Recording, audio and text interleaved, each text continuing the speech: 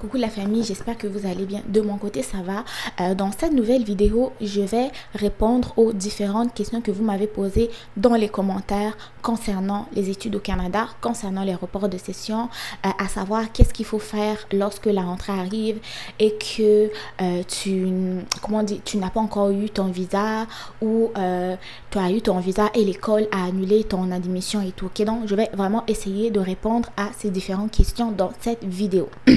Donc, si nous commençons par la première question, qu'est-ce qu'il faut faire lorsque la rentrée approche et que vous n'avez toujours pas eu de réponse au niveau de l'immigration par rapport à votre permis d'études ou par rapport, je sais pas, à votre visa et tout. Donc, vous avez en fait deux choses à faire. Ok, vous avez deux choses à faire lorsque la rentrée approche. La première chose à faire, c'est contacter votre école. Oui, sur les sites, parce que je parle des écoles, sur les sites internet des différents établissements d'études au Canada, il y a toujours une partie où on a écrit nous joindre ou soit nous contacter, ok? Sur cette partie-là, souvent il y a un numéro de téléphone ou même il y a une adresse courriel. Donc, prenez le temps d'aller composer un message dans lequel vous allez expliquer à votre école que, compte tenu de l'attente encore d'une réponse au niveau de l'immigration, que vous allez malheureusement ou probablement commencer vos études en retard. Ok, donc là, vous expliquez que la rentrée approche, vous êtes admis d'abord dans un tel programme et que vous n'avez toujours pas eu de réponse d'immigration, ce qui va faire que vous allez commencer vos études en retard. Donc, prenez le temps d'écrire un message à votre école pour leur aviser. Une fois que vous avez terminé d'aviser votre école, vous allez maintenant contacter l'immigration avec le formulaire web qu'on trouve assez facilement sur Google. Vous allez vous taper contacter Immigration Canada. Vous allez avoir des réponses qui vont s'afficher. Soit c'est par numéro de téléphone ou par formulaire web. Généralement, par numéro de téléphone, c'est un peu lent quand on appelle déjà de l'étranger. Et par le formulaire web, c'est un peu plus vite. Ok, donc vous contactez les deux, l'école et l'immigration. Maintenant, l'école va probablement vous proposer deux solutions. La première solution, soit ça va être de reporter votre session. Si vous deviez commencer en automne, l'école peut vous proposer de reporter votre session en hiver, si ça se fait et qu'il n'y a pas de problème au niveau des cours. Et la deuxième solution, ils vont probablement vous dire que il n'y a pas de problème, vous pouvez arriver en retard et nous allons mettre en place des stratégies ou des solutions pour vous permettre de pouvoir rattraper votre retard. Ok, ça peut être des solutions que votre école pourra vous proposer. Okay? Donc ça, c'était pour la première question. La deuxième question qui est revenue souvent, c'était à savoir, Alliance, si j'ai eu une admission à l'université ou une admission au cégep, après ça, que finalement le programme à l'université ou au cégep ne m'intéresse pas, je veux changer de l'université ou du cégep vers le centre de formation professionnelle, qu'est-ce qu'il faut faire? Est-ce qu'il ne va pas avoir un problème et tout? Ok? Ce qu'il faut faire, c'est ceci.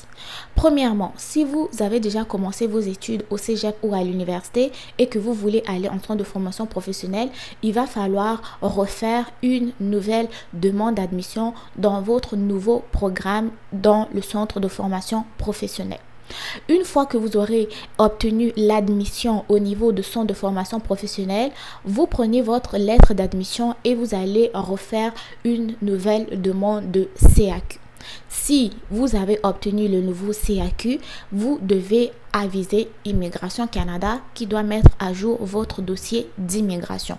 Très, très important de toujours tenir l'immigration au courant des moindres changements que vous apportez au niveau de votre statut étudiant pour ne pas entacher votre dossier d'immigration. Maintenant, là, il peut y avoir un petit problème, mais à quel niveau? Au niveau de la demande du CAQ. Parce que moi, je suis dans plusieurs groupes d'étudiants étrangers et plusieurs étudiants étrangers sont venus expliquer que certains d'entre eux étaient à l'université avant. Certains d'entre eux avaient leur admission au cégep. Ils ont quitté comme un niveau supérieur pour aller à un niveau inférieur. Ils ont comme fait une dégradation ou rétrogradation de niveau, si je peux le dire comme ça. Donc, ce qui a fait qu'ils ont eu de la difficulté à avoir leur CAQ. Donc, apparemment, même certains établissements se sont rendus compte que certains étudiants étrangers arrivent avec un projet d'études au niveau de l'université ou soit du niveau du cégep, se rendent compte que finalement, les frais de scolarité sont élevés et ils vont quitter pour aller au niveau des formations professionnelles.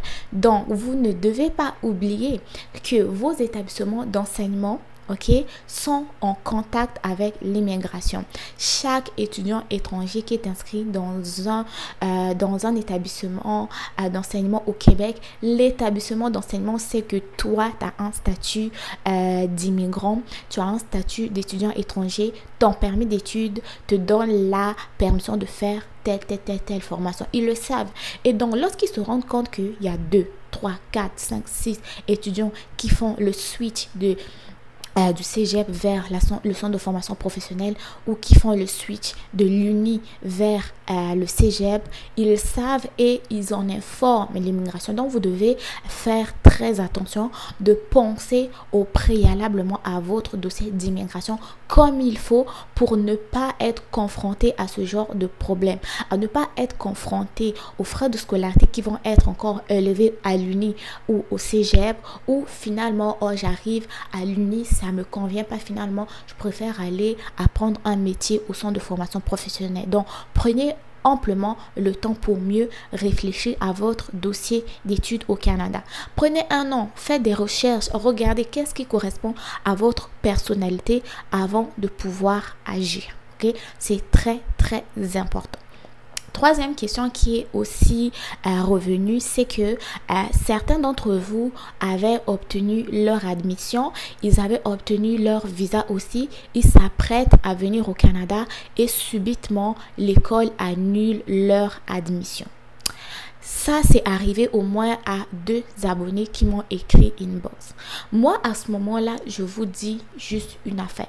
Si l'école a annulé votre admission, essayez de regarder les dates que l'école vous avait envoyées. Parce que quand vous avez une admission, l'école vous envoie un message pour vous dire que vous avez jusqu'à telle date pour répondre à ce courriel. Et généralement, certains d'entre vous ne prennent pas le temps de pouvoir réécrire à l'école pour dire que j'accepte l'admission. Eux, ils voient simplement en fait le message que l'admission a été acceptée et ils commencent directement leur dossier d'immigration, mais ils oublient de confirmer l'acceptation de l'admission.